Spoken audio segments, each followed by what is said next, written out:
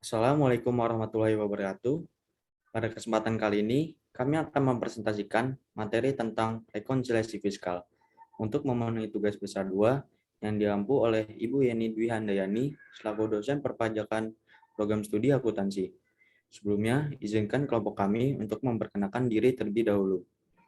Yang pertama, Abdul Aziz dengan NIM 432200101156. Selanjutnya, Kahfi Bimantoro dengan NIM 432200101144. Lalu Muhammad Adam dengan NIM 432200101142. Dan terakhir, Robi Ilsyah Baswara dengan NIM 432200101201.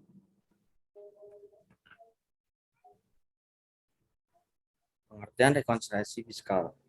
Rekonsiliasi fiskal adalah sebuah lampiran SPT tahunan PPh berupa kertas kerja yang berisi penyesuaian antara laba rugi sebelum pajak menurut komersial, pembukuan dengan laba rugi menurut SPT tahunan. Selain itu, rekonsiliasi fiskal juga bisa diartikan sebagai langkah wajib pajak yang mencocokkan laporan keuangan apabila terdapat perbedaan antara laporan komersial berdasarkan SHK atau standar akuntansi keuangan dan laporan keuangan berdasarkan sistem fiskal. Rekonsiliasi fiskal dilakukan oleh wajib pajak karena terdapat perbedaan perhitungan, khususnya laba menurut akuntansi atau komersil dengan laba menurut perpajakan atau fiskal. Laporan keuangan komersil atau bisnis ditunjukkan untuk menilai kinerja ekonomi dan keadaan finansial dari sektor swasta, sedangkan laporan keuangan fiskal lebih ditunjukkan untuk menghitung pajak. Untuk kepentingan bisnis, laporan keuangan disusun berdasarkan prinsip akuntansi yang berlaku, yaitu standar akuntansi keuangan. Sedangkan untuk kepentingan fiskal, laporan keuangan disusun berdasarkan peraturan pajak yang ada dalam UU PPH. Perbedaan kedua, dasar penyusunan laporan keuangan tersebut mengakibatkan perbedaan perhitungan laba atau rugi sesuai entitas wajib pajak.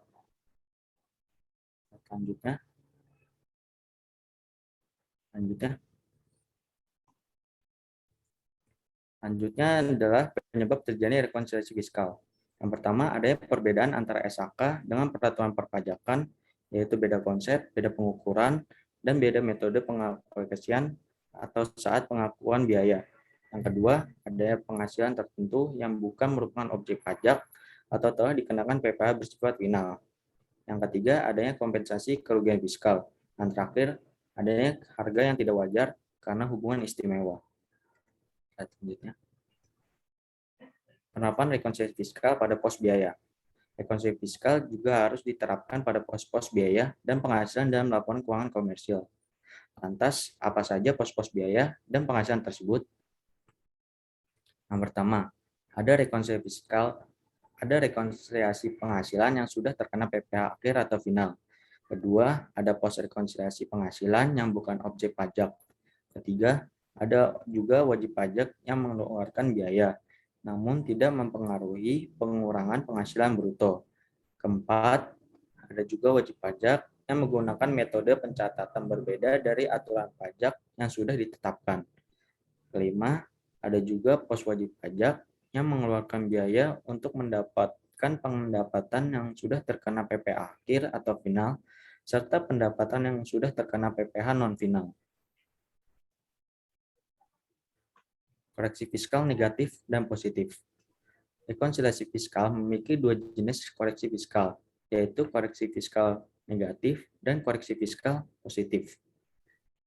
Koreksi fiskal negatif adalah koreksi fiskal yang menyebabkan pengurangan laba fiskal atau disebut juga sebagai kerugian fiskal yang bertambah. Hal ini yang menyebabkan laba fiskal menjadi lebih kecil jika dibandingkan dengan laba komersial atau kerugian fiskal lebih besar daripada kerugian komersial. Penyebab koreksi fiskal negatif. Yang pertama, hal ini bisa disebabkan karena terdapat selisih komersial yang berada di bawah penyusutan fiskal. Selain itu, koreksi fiskal juga bisa terjadi karena adanya penghasilan yang sudah terkena PPh final dan penghasilan bukan objek pajak, tapi masuk dalam peredaran usaha atau bisnis. Koreksi fiskal negatif juga bisa terjadi karena adanya penyusutan fiskal negatif lain.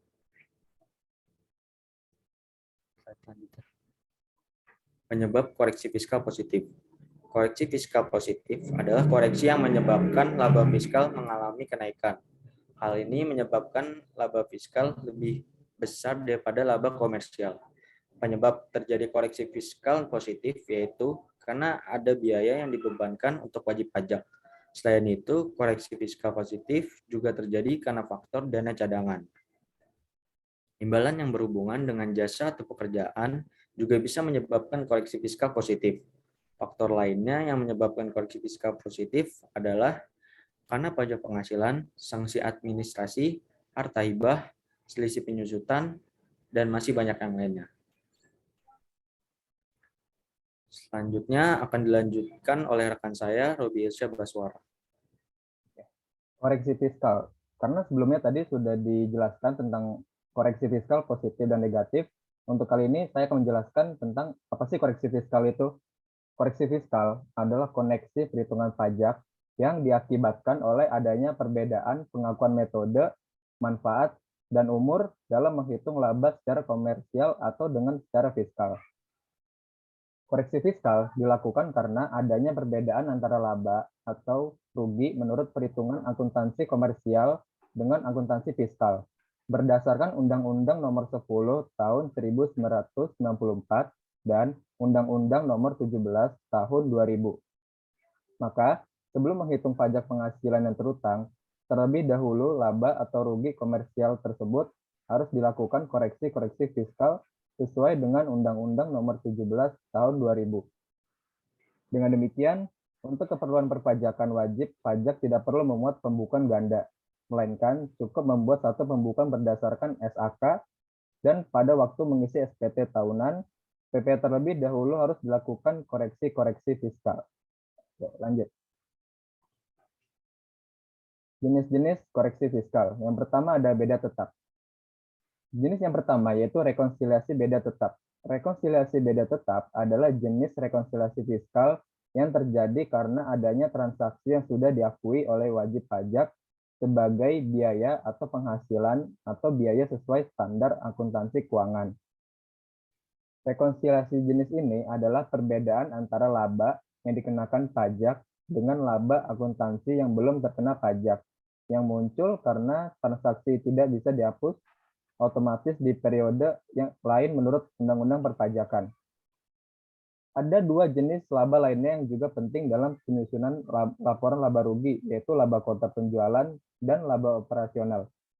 Laba kotor penjualan merupakan selisih dari harga pokok penjualan dan penjualan bersih.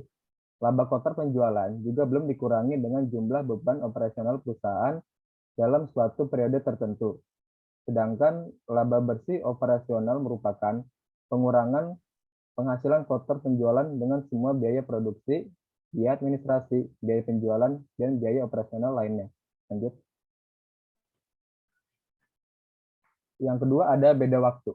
Jenis rekonsiliasi fiskal yang kedua yaitu beda waktu.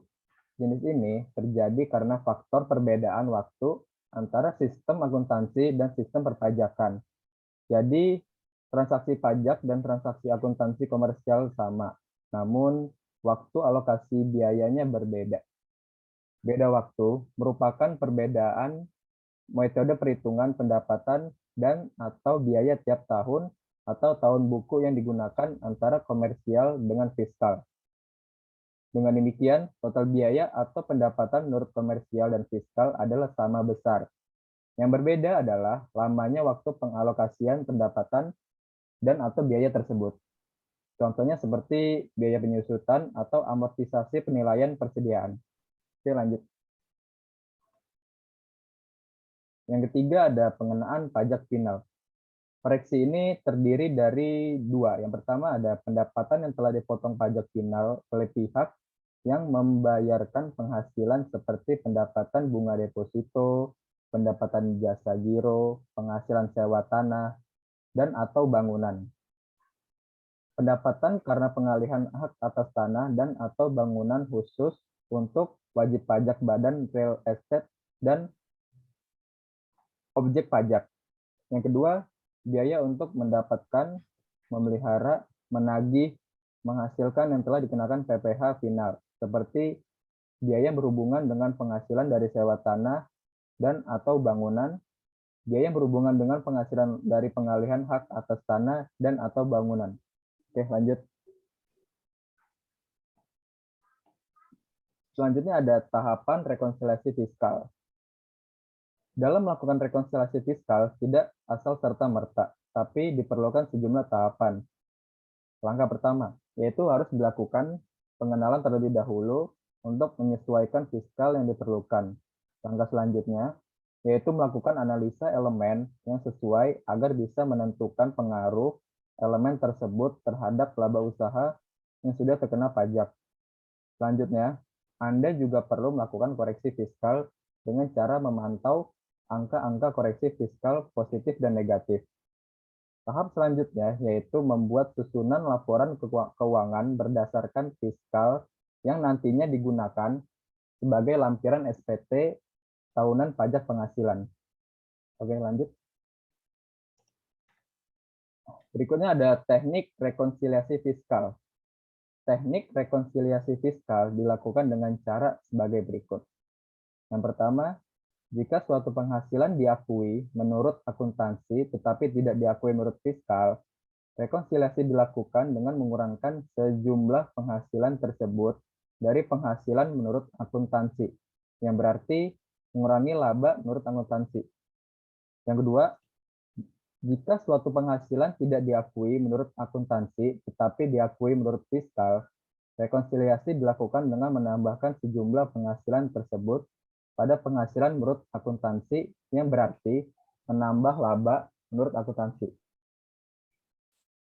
Selanjutnya akan diteruskan oleh teman saya, Muhammad Adam. Yang ketiga adalah jika suatu biaya atau pengeluaran diakui menurut akuntansi tetapi tidak diakui sebagai pengurang penghasilan bruto menurut fiskal. Rekonsiliasi dilakukan dengan mengurangkan sejumlah biaya atau pengeluaran tersebut dari biaya menurut akuntansi, yang berarti menambah laba menurut akuntansi.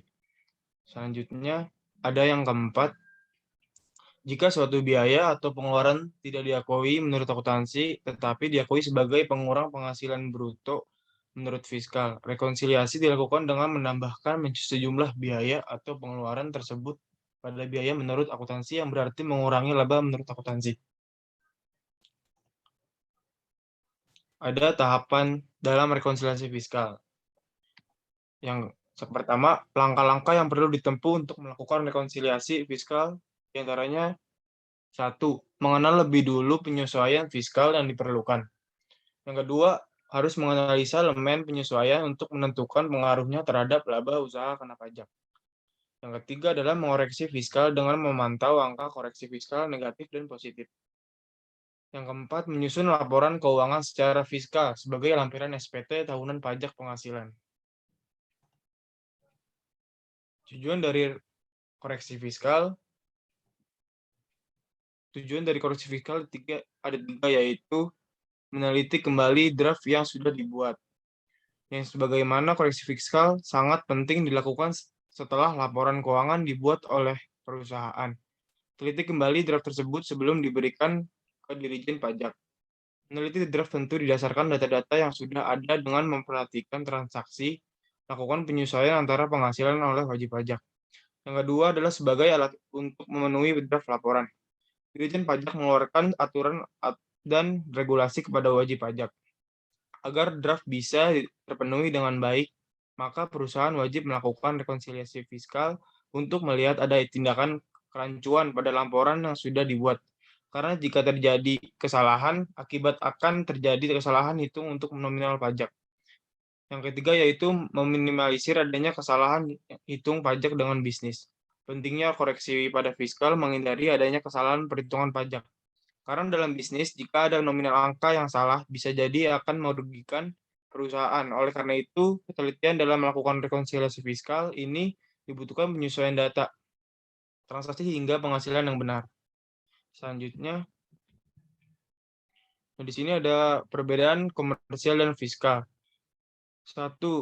Perbedaan tujuannya yaitu menghitung laba bersih pada komersial, kalau fiskal menghitung besarnya pajak terhutang.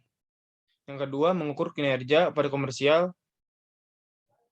Yang kedua, pelaporannya untuk pihak fiskus pada fiskal. Dan yang ketiga, untuk komersial mengukur keadaan posisi, dan keempat, mengukur keadaan kekayaan, kelima, laporannya untuk pihak ketiga dan manajemen. Ada juga akibat penyimpangan. Yang satu, untuk fiskal, pengambilan keputusan yang tidak tepat oleh manajemen. Yang kedua, opini yang buruk terhadap laporan keuangan yang berhubungan langsung dengan kreditur, investor, pemilik perusahaan. Yang fiskal, akibat penyimpangannya satu, sanksi di bidang perpajakan. Sanksi administrasi berupa dengan bunga atau kenaikan. Sanksi pidana berupa kurungan atau penjara. Selanjutnya ada dasar penyusunan komersial dan fiskal. Konsepnya yaitu yang pertama ada dasar akrual. Yang kedua, mempertemukan beban dengan pendapatan yang paling tepat. Yang ketiga, konservatif. Yang keempat, materialistis, digunakan oleh auditor untuk menyatakan wajar atau tidak wajar penilaian LK komersial. Pada SAK disesuaikan dengan UU pajak yang berlaku. Satu, ada dasar accrual style cell. Yang kedua, mempertemukan antara biaya untuk mendapat dan menagih dan memelihara penghasilan dengan penghasilan yang merupakan objek PPh. Yang ketiga, ada konservatif, tidak digunakan.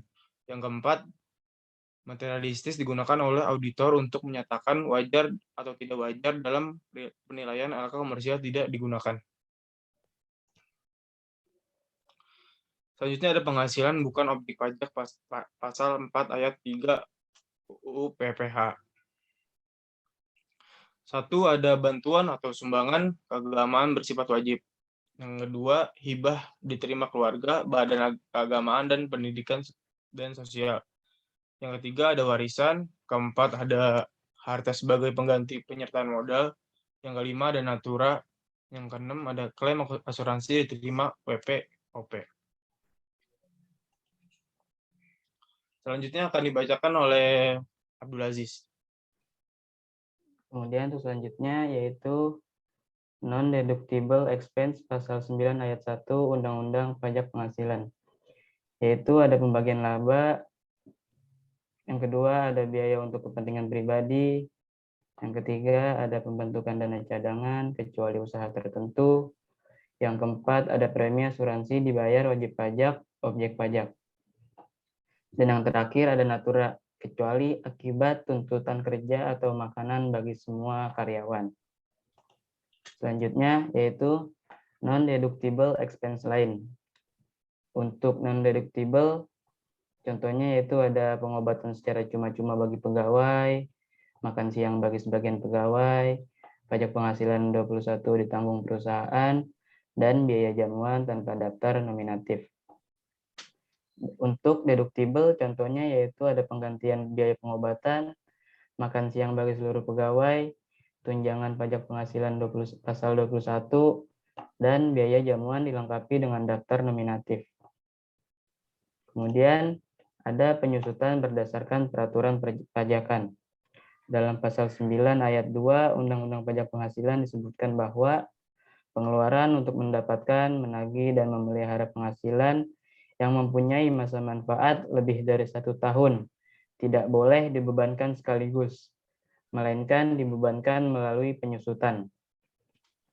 Dalam ketentuan ini, pengeluaran untuk mendapatkan, menagih, dan mempertahankan penghasilan yang mempunyai masa manfaat lebih dari 1 tahun tidak dapat dikurangkan sebagai biaya sekaligus pada tahun pengeluarannya. Mulai tahun 1995, ketentuan fiskal mengharuskan penyusutan harta tetap dilakukan secara individual per aktiva dan tidak lagi secara gabungan atau berdasarkan golongan seperti yang berlaku sebelumnya. Kecuali untuk alat-alat kecil yang sama atau sejenis masih boleh menggunakan penyusutan secara golongan. Kemudian ada metode penyusutan fiskal. Wajib pajak diperkenankan untuk memilih metode penyusutan fiskal untuk aktiva tetap berwujud bukan bangunan, yaitu metode saldo, menurun berganda, atau metode garis lurus. Metode yang akan digunakan tergantung pada wajib pajak sepanjang dilaksanakan dengan taat asas. Metode yang digunakan harus diterapkan terhadap seluruh kelompok harta sehingga tidak diperkenankan menggunakan metode penyusutan garis lurus untuk kelompok aktiva yang satu, dan menggunakan metode penyusutan saldo menurun untuk kelompok aktiva yang lain. Apalagi wajib pajak menggunakan metode saldo menurun, maka pada akhir tahun terakhir masa manfaat nilai sisa buku harta yang bersangkutan disusutkan seluruhnya. Aktiva tetap bangunan hanya menggunakan satu metode, yaitu metode garis lurus. Dengan adanya dua metode penyusutan ini, maka timbul perbedaan persentase penyusutan fiskal. Kemudian untuk selanjutnya yaitu penghasilan. Menurut pasal 4 ayat 1 Undang-Undang Pajak Penghasilan, penghasilan adalah setiap tambahan kemampuan ekonomis yang diterima atau diperoleh wajib pajak, baik yang berasal dari Indonesia maupun dari luar Indonesia, yang dapat dipakai untuk konsumsi atau untuk menambah kekayaan wajib pajak yang bersangkutan dengan nama dan dalam bentuk apapun, termasuk penggantian atau imbalan berkenaan dengan pekerjaan atau jasa yang diterima atau diperoleh, termasuk gaji, upah, tunjangan, honorarium, komisi, bonus, gratifikasi, uang pensiun, dan imbalan dalam bentuk lainnya, kecuali ditentukan dalam undang-undang ini. Yang kedua, ada hadiah dari undian, pekerjaan atau kegiatan, dan penghargaan. Yang ketiga, ada laba usaha. Yang keempat, ada keuntungan karena penjualan atau karena pengalihan harta, yang termasuk keuntungan karena pengalihan harta karena kepada perseroan, persekutuan, atau badan lainnya sebagai pengganti saham atau penyertaan modal. Keuntungan yang diperoleh perseroan, persekutuan, dan badan lainnya karena pengalihan harta kepada pemegang saham, sekutu, atau anggota. Dan yang terakhir, keuntungan karena likuidasi, penggabungan, peleburan, pemekaran, pemecahan, atau pengambil alihan usaha. Selanjutnya yaitu ada persamaan antara penyusutan akuntansi komersil dan akuntansi fiskal. Persamaan akuntansi komersil dan akuntansi fiskal antara lain: aktiva atau harta tetap yang memberikan manfaat lebih dari satu periodik tidak boleh langsung dibebankan pada tahun pengeluarannya, tetapi harus dikapitalisir dan disusutkan sesuai dengan masa manfaatnya. Yang kedua yaitu perbedaannya ada di antara aktiva atau harta yang disusutkan adalah aktiva tetap, baik bangunan maupun bukan bangunan. Dan yang terakhir yaitu tanah pada prinsipnya tidak disusutkan, kecuali jika tanah tersebut memiliki masa manfaat terbatas.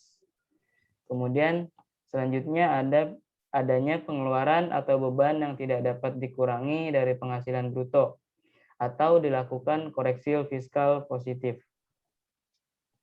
1. Yaitu pembagian laba dengan nama dan bentuk apapun seperti dividen, termasuk dividen yang dibayarkan oleh perusahaan asuransi kepada pemegang polis, dan pembagian sisa hasil koperasi. Yang kedua yaitu ada biaya yang dibebankan atau dikeluarkan untuk kepentingan pribadi pemegang saham, sekutu, atau anggota koperasi. Yang ketiga yaitu ada pembentukan atau pemupukan dana cadangan kecuali cadangan piutang tak tertagih untuk usaha bank, yang dalam hal ini sampai tahun pajak 1997 maksimum 3% dari rata-rata saldo awal dan saldo akhir piutang sejak tahun pajak 1998. 5% dari kredit yang digolongkan dalam perhatian khusus, 15% dari kredit yang digolongkan kurang lancar, 50% dari kredit yang digolongkan diragukan, 100% dari kredit yang digolongkan macet masing-masing setelah dikurangi dengan nilai agunan. Sewa guna usaha dengan hak opsi maksimum 2,5% dari rata-rata saldo awal dan saldo akhir piutang, dan cadangan resmi untuk perusahaan kerugian asuransi sebesar 40% dari jumlah premi tanggung sendiri yang diterima atau diperoleh dalam tahun pajak yang bersangkutan. Kemudian yang terakhir yaitu adanya pendapatan yang tidak dapat ditambahkan dengan penghasilan lainnya atau dilakukan koreksi fiskal negatif. yaitu ada bantuan, sumbangan, yaitu yang termasuk zakat yang diterima oleh Badan Amil Zakat atau lembaga amil zakat yang dibentuk atau disahkan oleh pemerintah dan para penerima zakat yang berhak. Dan yang kedua yaitu ada harta hibahan yang diterima oleh badan keagamaan, badan pendidik, badan sosial, atau pengusaha kecil termasuk koperasi yang ditetapkan oleh Menteri Keuangan. Sepanjang tidak ada hubungan usaha, pekerjaan, kepemilikan, atau penguasaan antara pihak-pihak yang bersangkutan. Yang ketiga yaitu ada warisan. Yang keempat yaitu ada harta termasuk setoran tunai yang diterima oleh badan sebagai pengganti saham atau sebagai pengganti penyertaan modal. Dan yang kelima yaitu ada dividen atau bagian laba yang diterima atau diperoleh perseroan terbatas sebagai wajib pajak dalam negeri, koperasi, badan usaha milik negara atau BUMN, badan usaha milik daerah atau BUMD, dari penyertaan modal daripada badan usaha yang didirikan dan bertempat kedudukan di Indonesia, dengan syarat dividen berasal dari cadangan laba yang ditahan, dan bagi perseroan terbatas, badan usaha milik negara.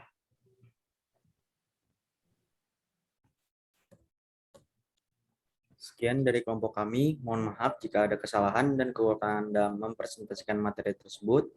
Wassalamualaikum warahmatullahi wabarakatuh.